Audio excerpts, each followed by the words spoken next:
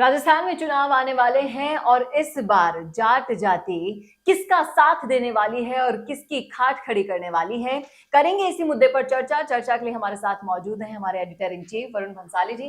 Sir, आपका बहुत बहुत स्वागत है। मैं ये जानना चाहूंगी कि राजस्थान में अगर आप वोटर्स के हिसाब से देखें जाति में, तो जाटों की संख्या बहुत ज्यादा है और ये ऐसा तबका है जिसका हर आने वाली पार्टी बड़े अच्छे से यूज ले लेती है जब वोट लेने होते हैं, लेकिन जब वोट के बदले इन्हें कुछ देना होता है तब अपने कदम पीछे कर लेती है, चाहे से कांग्रेस हो या फिर बीजेपी। तो इस बार अगर हम आने वाले चुनावों के सिनेरियो में देखें तो जाट जाति किसका साथ देने वाली है?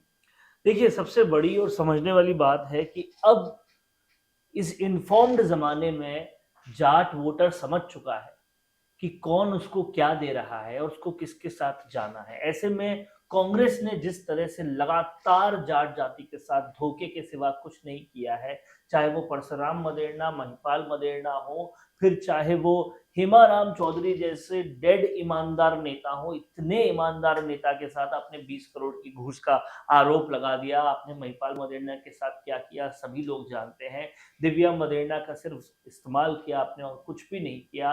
और आपने जिस पे सबसे ज्यादा विवाद थे, जो सबसे ज्यादा आरोपित था, उस जाट नेता को दिखाने के लिए आगे बढ़ा दिया गोविंद सिंह डोटासरा को, और बाकी तमाम सारे जाट नेता के साथ आपने लगातार बुरा किया। और ये कहीं ना कहीं उनको दिख रहा है, समझ में आ रहा है और पता चल रहा है कि कांग्रेस के राज में तो जाट कभी चीफ मिनिस्टर बनने से रहा। हालांकि बीजेपी की बात करें तो वो कांग्रेस के बनिस्पत, कांग्रेस के कंपटीशन में बहुत बेहतर है। जाट सिनेरियो में पहली पार्टी ऐसी है जिसने देश को एक जाट वाइस प्रेसिडेंट दिया।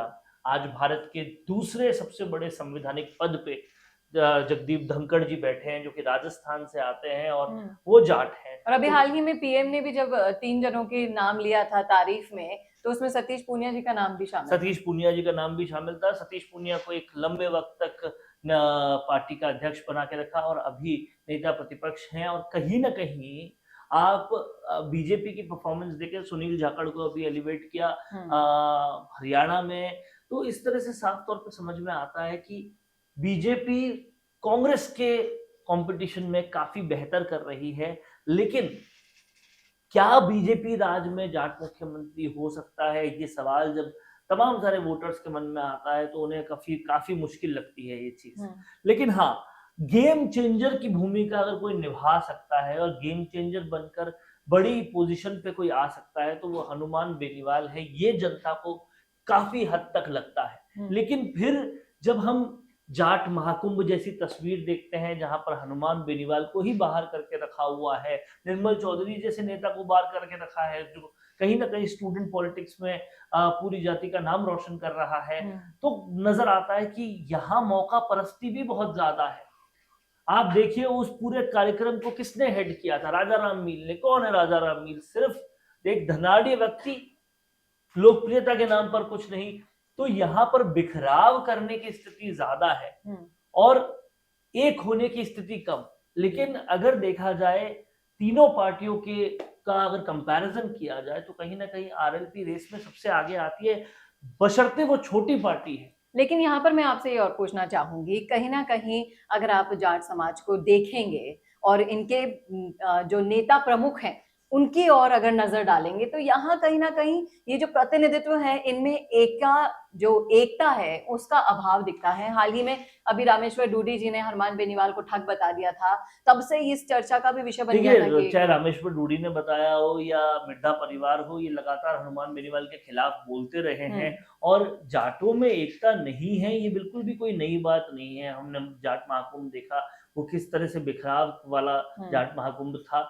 लेकिन फिर भी अगर कैलकुलेट करके समझा जाए कि ज्यादातर जाट किसकी तरफ हैं या किस पे भरोसा करते हैं तो वो हनुमान बेनीवाल है, राजस्थान में तो कम से कम।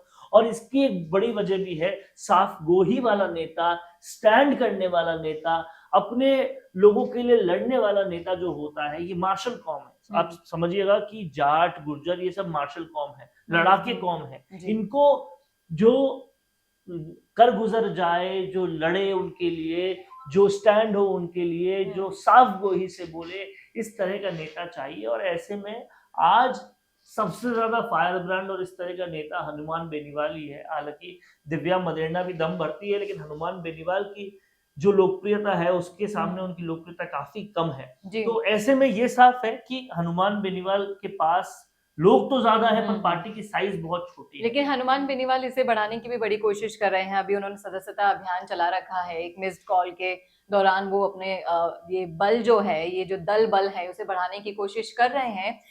सुनने में आया है कि करीब 4.5 लाख लोग मिस्ड कॉल के जरिए रालोपा से जुड़ चुके हैं। देखिए, अभी इसमें क्या है कि बहुत सारी चीजें हैं कि डबलिंग भी हो सकती है, क्योंकि एक आदमी भाजपा को भी मिस कॉल दे चुका हो, कांग्रेस को भी दे चुका हो और आरएलपी को भी दे चुका हो, ये भी पॉसिबल है। और जहां तक रहा 4.5 लाख का नंबर, बहुत प्रोत्साहित करने वाला नंबर तो है, लेकिन इसमें ग्राउंड पे कितने उतर पाएंगे, सच में कितने कार्यकर्ता बन पाएंगे, केवल मिस कॉल के माध्यम से एक आकलन नहीं किया जा सकता। पर हनुमान बेनीवाल की लोकप्रियता में कोई शक नहीं है, लोकप्रियता है, साफगो ही है। जो मुद्दे वो उठा रहे हैं वो और कोई नहीं उठा रहा, और जिस तरीके से वो उठा रहे हैं और कोई भी नहीं उठा रहा, ये बात भी सच है। और अगर कोई दम रखता है सरकार को पूरी तरह से घेरने का, कोई दम रखता है सरकार को अपनी बात मनवाने का, तो वो भी हनुमान बेनीवाल है। नागौर में जितनी सारी योजनाएं केंद्र से स्वीकृत हुई और कहीं पर भी नहीं हुई, लोगों ने इसको देखा है। तो रिजल्ट ओरिएंटेड नेता है हनुमान बेनीवाल, इसमें कोई शक नहीं है। लेकिन बात बस यहाँ पर आकर अटकती है, वो कितने बड़े हो पाएंगे, क्या भाजपा कांग्रेस का मुकाबला कर पाएंगे। पर इन सारी चीजों पर जब बात करते हैं तो एक चीज और समझ में आती है कि लोग अब तंग हो चुके हैं भाजपा कांग्रेस की जो एक ही तरह की कार्यप्रणाली है उससे। तो शायद फायदा उसका हनुमान बेनीवाल को मिले, अभी नहीं तो देर सवेर मिले। पर हाँ, अभी अपने स्टैंड पर रुकने वाला एक ही नेता नजर आता है, जो हनुमान बेनीवाल है, जाट कौम का तो कम से। जी बिल्कुल। तो इस विश्लेषण का यही सार निकलता है कि अभी तक जितना भी निष्कर्ष है वो सारा, कि जाट समाज का जो भरोसा है वो सिर्फ और सिर्फ अब हनुमान बेनीवाल पर टिक चुका है। कांग्रेस और बीजेपी ये विश्वास खोते जा रहे हैं। आने वाले विधानसभा चुनाव में ये विश्वास कितना टिक पाता है, ये तो आने वाला वक्त ही बताएगा। लेकिन आप जरूर बता सकते हैं आपकी क्या राय है। अगर आप देख रहे हैं, आप भी जाट हैं, जाट कम्युनिटी से आते हैं, तो जरूर शेयर कीजिए अपनी राय कमेंट बॉक्स में। और इस तरह के और वीडियोस के लिए देखना ना भूलें राजस्थान संवाद। नमस्कार। कौन देखता है अब टीवी पर आपको कितनों ने देखा, ये कैसे पता चलेगा? घर घर इंटरनेट पहुंचने के बाद अब सब कुछ है डिजिटल। आपका वीडियो कितनों ने देखा, ये हर पल आपको पता चलेगा। इसलिए डिजिटल मीडिया में बनाइए अपनी पहचान। 4.5 करोड़ से ज्यादा व्यूज और 3,27,000 से ज्यादा सब्सक्राइबर वाले राजस्थान के चैनल राजस्थान संवाद पर करवाइए कवरेज। ज्यादा जानकारी के लिए व्हाट्सएप करें 7339900549 पर।